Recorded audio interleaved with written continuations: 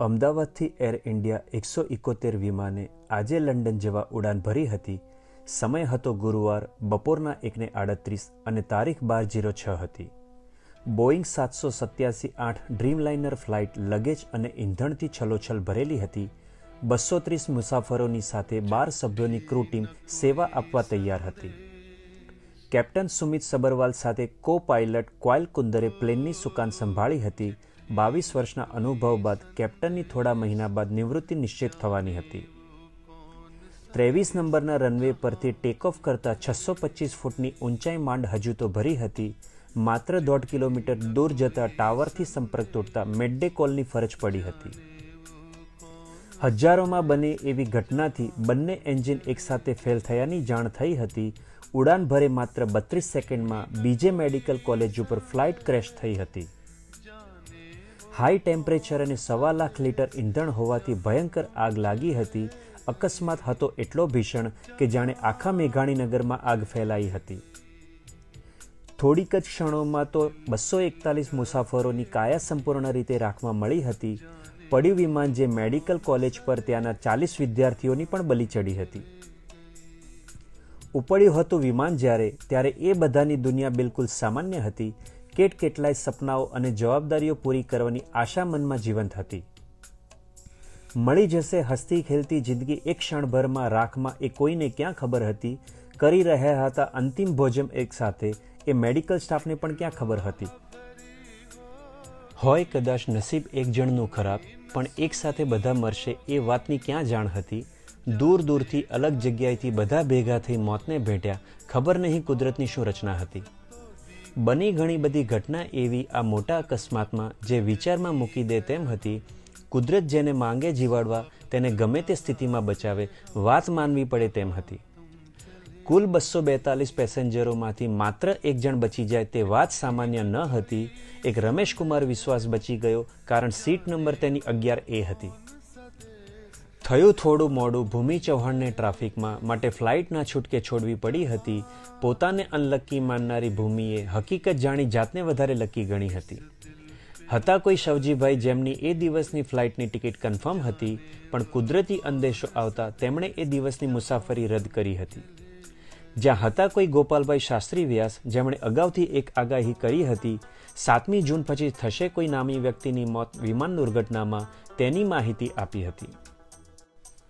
વાત કરીએ જો વિજય રૂપાણીની, તો કેમ તેમણે 2 વાર મુસાફરીની તારીખ બદલી હતી.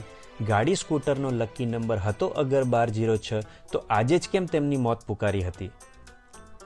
એ જ રીતે લખાયું જ છે મોત જેનું, એને રોકવાની હિંમત ક્યાં આપણા હાથમાં હતી. હંમેશ માટે લંડન જનાર પ્રતિક જોશી પરિવારના 5 સભ્યોની મોત સાથે લખાયેલી હતી. 2 બહેનો લંડનથી દાદીનો જન્મદિવસ માત્ર ઉજવવા ઇન્ડિયા આવી હતી. કોને ખબર હતી દાદીની ઉંમર વધારવા બંને બહેનોની ઉંમર આજે બાદ થવાની હતી. હતો કોઈ લંડન સ્થાયી અર્જુન જેની પત્ની થોડા દિવસ પહેલા ગુજરી ગઈ હતી. પત્નીના અસ્થિ વિસર્જન કરી પાછો જતા 2 દીકરીઓને મૂકી જાન ગુમાવી હતી. બંને અનુભવી પાયલોટોએ અકસ્માત બચાવવા તેમની પૂર્ણ કોશિશ કરી હતી. બાકી મળશે જ્યારે બ્લેક બોક્સ સલામત, તો પડશે ખબર ખરેખર હકીકત શું હતી. 12 ક્રૂ મેમ્બર્સે સ્વાર્થી ન બનતા પોતાનો જીવ આપી શ્રેષ્ઠ મિસાલ કાયમ કરી હતી. પોતાના પરિવારનું ન વિચારી 230 મુસાફરોનું વિચારી ફરજ બખૂબી નિભાવી હતી. ઉઠ્યા સવાલ એરલાઇન્સ અને તંત્ર પર કેટલાય કે ભૂલ કોની ક્યાં હતી. ત્યાં ટાટા ગ્રુપે પીડિત પરિવારને આર્થિક મદદ કરવાની ઈચ્છા દર્શાવી હતી. બધું બળીને ખાખ થઈ ગયું તો પણ ગીતા સહી સલામત મળી આવી હતી. મિડડેમાં આજે જ કેમ એર ઇન્ડિયાના વિમાનની બિલ્ડિંગમાં ક્રેશ થતી છબી છપાઈ હતી. વિશાળ દુનિયામાં બને છે આવી ઘટના વારંવાર. આ હકીકત કમને બધાએ સ્વીકારી હતી. જીવન મૃત્યુ છે માત્ર ઈશ્વરના હાથમાં, માટે ડર્યા વિના જીવન જીવવાની કળા શીખવાની હતી. પણ આવી ઘટના જોયા જાણ્યા પછી મન થાય હતાશ અને દુઃખી. એ જ ખરી માણસાઈની નિશાની હતી. મૃતકની આત્માને શાંતિ અને પરિવારને સહનશક્તિ મળે તેવી અંતિમ પ્રાર્થના આપણે કરવાની હતી. ઓમ શાંતિ. चिट्ठी न कोई संदेश हो, चिट्ठी न कोई संदेश, जाने वो कौन सा देश जहां तुम चले गए। चिट्ठी न कोई संदेश, जाने वो कौन सा देश जहां तुम चले गए।